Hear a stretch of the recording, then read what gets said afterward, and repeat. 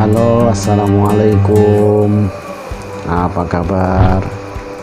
Annyeonghaseyo. Kita bertemu kembali, dan kali ini kita akan membahas mengenai cara menyusun teks tanggapan. Namun sebelum kalian meneruskan menonton video ini, pastikan dulu subscribe channel ini, karena subscribe itu gratis. Dan jika ada pertanyaan, silahkan tuliskan di kolom komentar di bawah ya. Baik, kita mulai. Setelah kalian mempelajari materi tentang teks tanggapan, sekarang saatnya kalian akan mempelajari cara menyajikan teks tanggapan. Kalian dapat memberikan tanggapan tentang beberapa hal. Tanggapan ini dapat disajikan secara tertulis maupun lisan. Nah, bagaimana caranya? Berikut langkah-langkah menyusun teks tanggapan.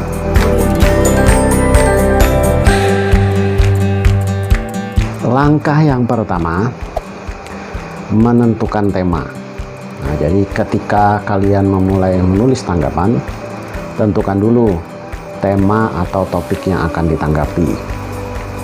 Tema itu dapat berhubungan dengan fenomena sekitar kalian, tentang film atau sinetron,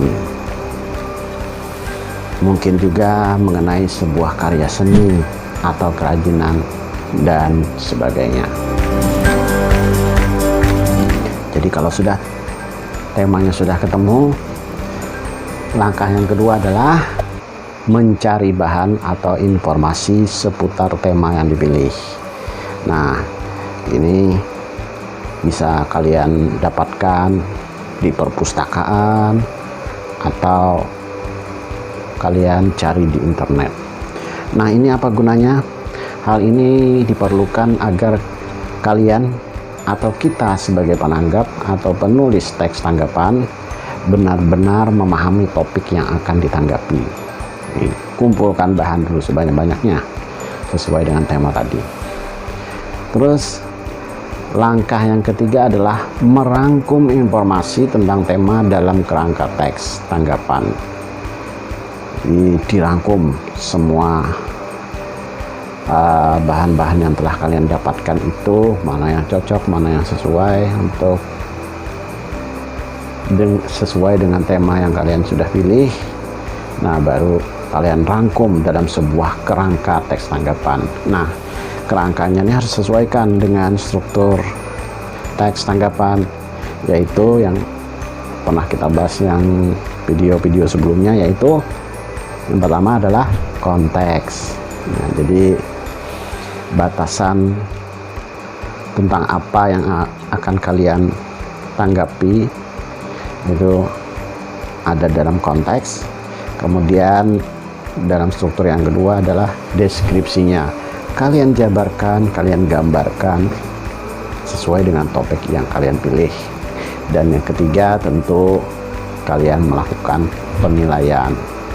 Kalian berikan pujian, kemudian juga kalian berikan kritikan dengan santun tentu saja. Setelah langkah yang ketiga tadi, membuat kerangkanya, kemudian yang keempat adalah mengembangkan kerangka karangan menjadi sebuah teks utuh.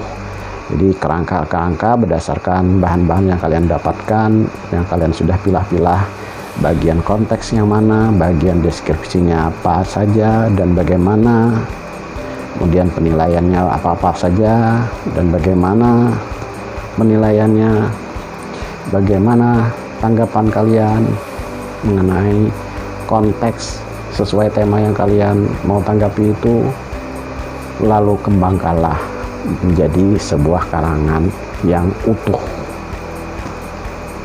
Jadi mau 3 paragraf sesuai dengan struktur boleh, atau menjadi 4 paragraf, mungkin konteksnya 1 paragraf, deskripsinya yang 2 paragraf, kemudian penilaiannya, bagian penilaian itu 1 paragraf saja bisa.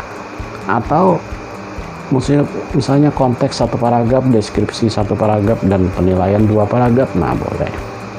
Jadi sesuaikan saja. Dan yang kelima, yang terakhir adalah setelah menjadi sebuah karangan teks yang utuh, kalian dapat mencermati kembali penggunaan bahasanya supaya sesuai dengan kaidah pedoman umum ejaan bahasa Indonesia. Mungkin ada juga kalian temui bahasanya yang kurang sopan, atau pujiannya terlalu berlebihan, atau malah kritikannya terlalu sadis atau terlalu berlebihan juga. Nah, kalian perlu haluskan supaya kalau memberikan pujian jangan sampai terlalu over, jangan terlalu berlebihan. Kemudian kritikan juga jangan sampai bahwa kritikan itu menyakiti orang atau pihak lain yang kita tanggapi. Demikian pembahasan mengenai menyusun teks tanggapan. Mengenai penugasan, kalian bisa baca instruksinya di deskripsi video ini. Nah, tuh ada di bawah tuh. Terima kasih sudah menonton. Sekali lagi jangan lupa subscribe channel ini supaya kalian tidak ketinggalan jika ada unggahan video pelajaran bahasa Indonesia lainnya. Dan jangan lupa pula klik like dan share video ini ke teman-teman kalian. Terima kasih. Wassalamualaikum warahmatullahi wabarakatuh.